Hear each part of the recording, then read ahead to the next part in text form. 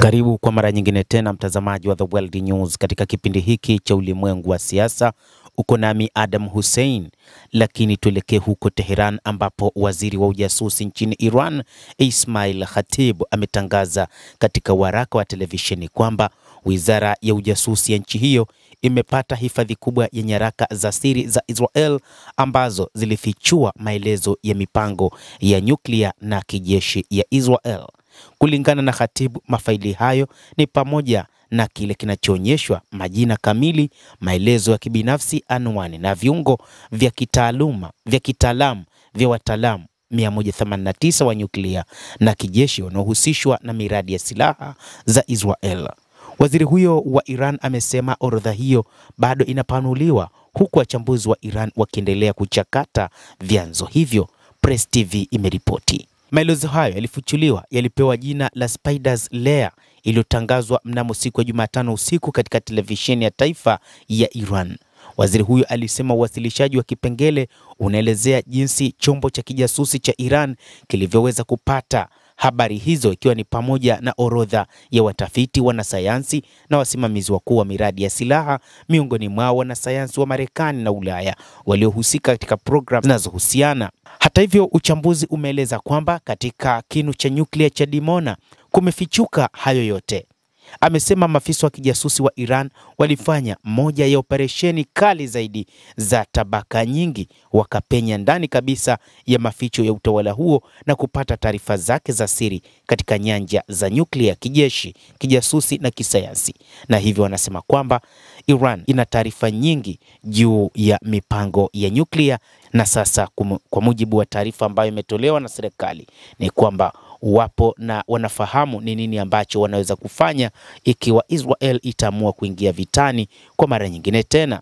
Majasusi wa Iran wanaamini kwamba mipango ya kufanya mashambulizi katika taifa la Kiajemi la Iran ipo, na sasa wamejipanga zaidi, kama ambavyo viongozi mbalimbali wa kijeshi wamekuwa wakitoa taarifa juu ya namna gani wamejipanga kwa ajili ya kukabiliana kwa mara nyingine tena na Israel.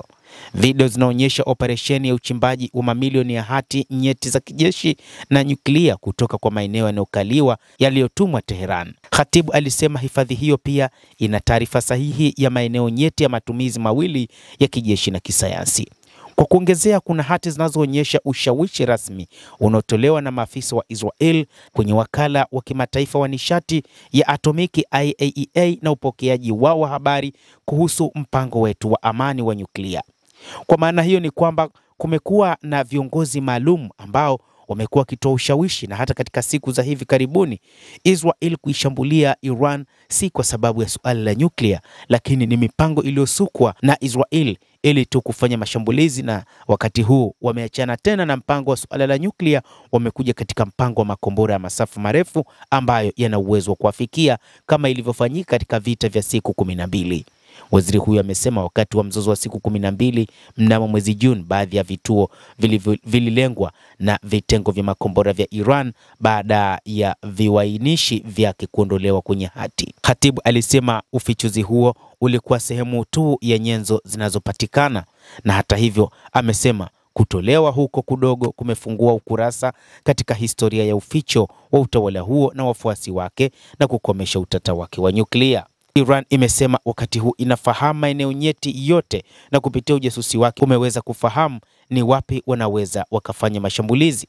Anasema idadi kubwa ya wafanyakazi wa taasisi ya nyuklia ya utawala huo na mashirika ya kijeshi na hata raia wa kawaida walishirikiana na wizara ya ujasusi ya Iran katika kupata hati hizo nyingi na kuzihamisha kutoka kwa mifumo ya usalama ya utawala huo iliyotandazwa hadi nchini Iran.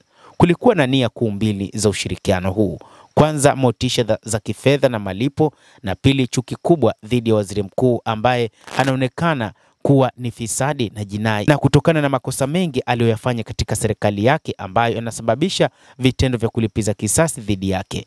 Lakini ufichuzi wa awali wa drafti hilo ulikuja mapema mwezi Juni mwaka 2025 wakati televisheni ya taifa la Iran iliporipoti kwamba Tehran imepata taarifa nyingi za kimkakati na nyeti na nyaraka kutoka kwa Israel, ikiwa ni pamoja na faili zinazohusiana na vituo vyake vya nyuklia na mipango ya ulinzi.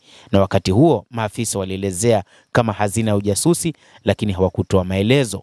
Maafisa wa Iran wanasema Operesheni ya kijasusi ilitoa mamilioni ya kurasa za data juu ya miradi ya zamani na inayoendelea sasa ya silaha za nyuklia za Iran pamoja na silaha nyingine, programu za kuchakata tena nyuklia na ushirikiano wa kimataifa. Mnamo Juni, Iran ilifanya mashambulizi mengi ya makombora kwenye maeneo nyeti ya kijeshi na nyuklia ya utawala huo, ikiwa ni pamoja na taasisi Weizmann huko Rehovot, mojawapo ya vituo vikuu vya kisayansi na utafiti vya Israel. Endelea kuwa nasi mtazamaji, na usisahau kulike, kucomment na kusubscribe channel yetu hii ili uweze kupata habari hizi kwa mapana zaidi kupitia hapa The World News. Mimi ni Adam Hussein, endelea kuwa nasi wakati wote.